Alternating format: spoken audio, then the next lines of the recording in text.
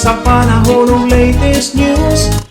Diya sa linyang atong pag-asamagtan, pinagi ni Sir Joseph Marlas. Sir Joseph, mayong adlaw ga Domingo. Mayong adlaw Domingo sab Sir Ariel og sa atong mga sukintig paminaw. Mani ato ang latest weather update. Wala gyapon tayo gibantayan o gipabot nga LPU bagyo nga posibleng makaapekto sa ato ang nasud. Ang weather system nga pareho nakaapekto sa atong nasud karon kining amihan o northeast monsoon. May nadala og uga og bugnaw nga hangin diri sa Kabisayaan. Maong sud sa 24 oras ang dakong bahin sa Kabisayaan nakip ng probinsya sa Sugbo para makasanati aning generally fair weather condition o kasarangan nga timpo sa panahon. Hadyo na tayo panagsang mapanganuron nga tusab sa pagamanag-umon sa kalangitan ug kung natay mga pag-ulan kini mga patak-patak o mga lumalakay na mga hinay na mga pag-ulan dala sa amihan.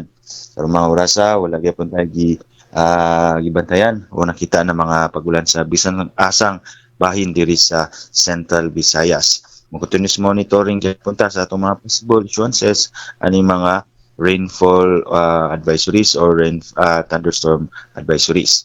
O para sa kahimtang sa atong hangin ug kadagatan, wala tayo giisa nga gale warning.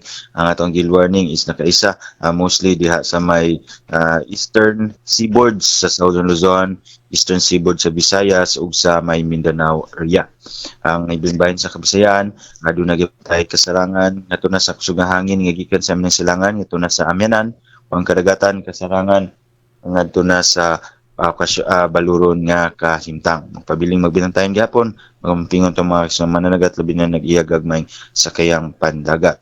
Sa Cebu at on dagat mo hunas ni sa alas 2:51 niyang hapon mabuon nga 0.7 meters ug mo taob sa alas 8:54 unyang gabi nga naigilawmon nga 1.2 meters.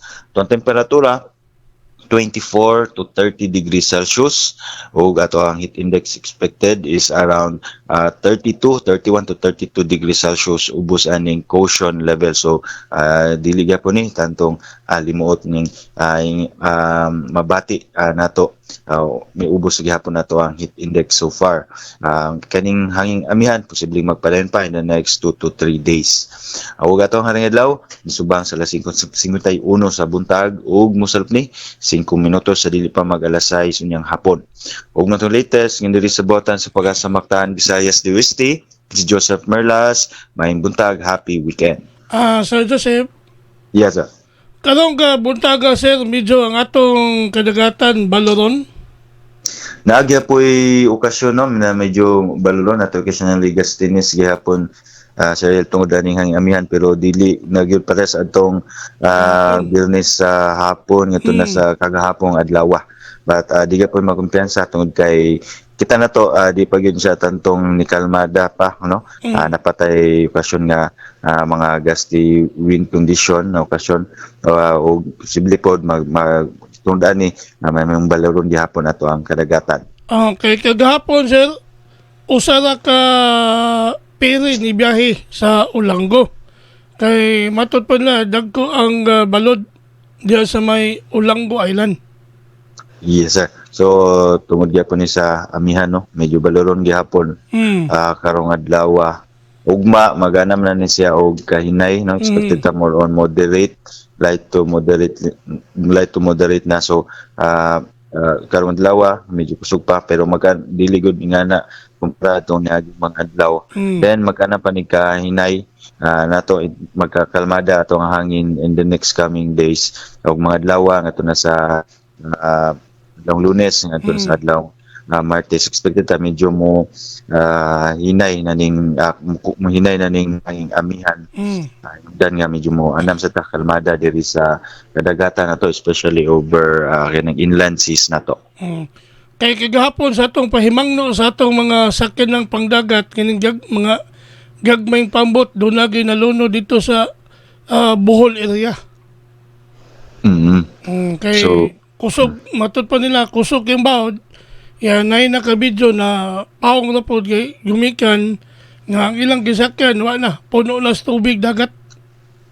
Yes, sir. So dili gyapon magkumpensa, especially karon no na nagyapon tayo okasyon sa mga gusty winds, gusty condition. Di ka po magkumpensa, di sa magpaloud, especially kini ato mga pambot ng mga gagmayng sakyang pandagat. So salamat Sir Joseph sa panahon ng atong tulumanon sa mga pamukaw o happy Sunday sa Pag-asa Mactan. Huway sa tanan usab og happy Sunday sa tanan. Okay, good morning.